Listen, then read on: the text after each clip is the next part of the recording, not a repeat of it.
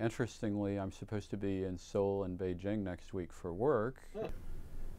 Well, it tells me that the president's very upset and doesn't like the way that North Korea talks. He's obviously not used to the propaganda that comes out of North Korea. And it does pose a challenge because, when actions are taken against North Korea that they find offensive, they usually respond with pretty colorful language. But it doesn't necessarily mean that they're going to be able to follow through on everything that they threaten. And then for us to kind of take the bait and get into a trading of threats, it escalates the atmosphere of tension. It generates higher risks in terms of miscalculation and misunderstanding. And actually, it's a trap that many presidents have fallen into in the past, the trap of making threats that they may or may not be able to follow through on. President Clinton in the 1990s went to the DMZ and said that if North Korea got nuclear weapons, it would be the end of their state. And President Bush talked about the axis of evil, referring to North Korea. Back here to go to Florida with my family after that.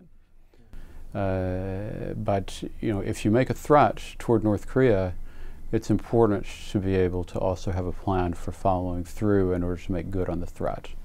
And we're really not at a stage where I think anyone wants to go down the road that the president has suggested in terms of jumping into some kind of conflict without having exhausted all available other options for trying to deal with this challenge. In terms of traveling and that's good. A mix. We've known where North Korea has been intending to go. I think that there possibly has been some surprise at how quickly the North Koreans have moved in the direction of getting there.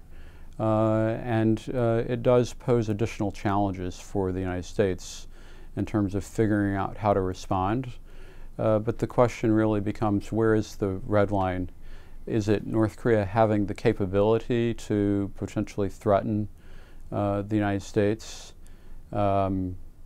Or is there some other line, given that we know that Kim Jong-un is not suicidal? He knows that use would really be a suicidal option. Last week I was on vacation, but my vacation was bracketed by a North Korean IC. Well, interestingly, candidate Trump proposed a hamburger summit.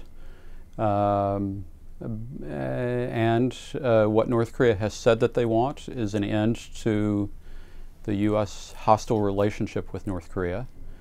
And so it would be an interesting test, in part of whether or not Kim Jong-un can live with the rest of the world.